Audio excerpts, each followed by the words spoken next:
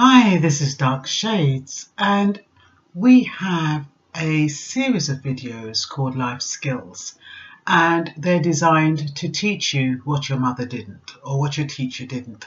Those kind of things that you're left to fend for yourself, wondering, and you're not quite sure how. Now, I did do an earlier video on anger.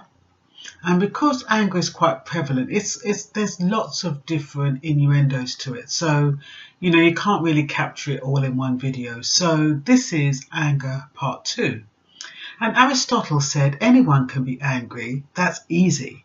But to be angry with the right person at the right time, for the right purpose and in the right way is not within everyone's power. And that is not easy. So what he's saying is that we could all get angry, but our reaction to that anger is more difficult. There's lots of little steps you need to know about. Now, the main causes of anger is someone has done something wrong, it's going to affect your life, or they've got to be punished for it because they are to blame. Now, what we don't realize when we make those judgments is that it's our perception of somebody doing wrong. Now, someone might say, oh, it's wrong to kill.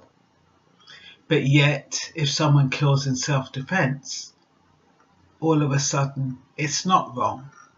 Or if somebody's executed because of a crime, all of a sudden, to kill someone else is not wrong. It's all to do with our perception. Similarly, if somebody steps on our toe, on our new shoes, and you react in anger, is it because they stepped on it deliberately? Is it because you feel as though they attacked your ego and you feel threatened? Or is it because it was an accident? Does it make a difference whether or not you get angry or not? For some people, it doesn't really matter what the reason is. They lash out because they've got no self-control. So when we're thinking about anger, we've got to realize that it is because of a violation of one of our values or one of our standards. It is because there's a threat to our ego, and it is because we sense injustice. I was in the car earlier on, and a car was supposed to turn left and we were behind, and the person who was driving the car started shouting, "Come on, move, move." And she was really getting irritated. And I said to her, "Why are you getting irritated?" She goes, "Oh, well, she doesn't know where she's going. Why doesn't she go where she's going?" And I said to her, would it make a difference if that person was following a sat-nav and the sat-nav had confused her? Would it make a difference if she was in the middle of an attack, a heart attack? Would it make a difference if she had a child who was jumping on her and she was trying to, placate the child? Would it make a difference to her reaction? And she said maybe. So a lot of times when we get angry, it's because of our perception of what we perceive to be wrong. Now, sometimes it's got to do with, the way we're feeling.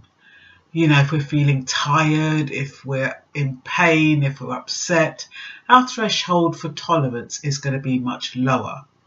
And what we do know is that when we do get angry, it's usually based up on our upbringing. Some parents, they use it as a way to manipulate the child. They start shouting at the child, and if the child doesn't comply, they're going to get shouted at. So of course the child complies and does as he's told. So we grow up thinking that, if you shout at somebody, they'll do what you want. And that normally happens because people normally don't want to argue, they don't want to fight, they don't want to make a fuss. So they do what you want them to. But that is manipulation and guilt throwing. That's not really a good result. So when we're judging people based on the assumption and our core beliefs, and we're getting angry about it, we need to re-examine that. This is part 2. I'm going to stop it here and I'm going to come back in a moment. I just don't want it to be too long.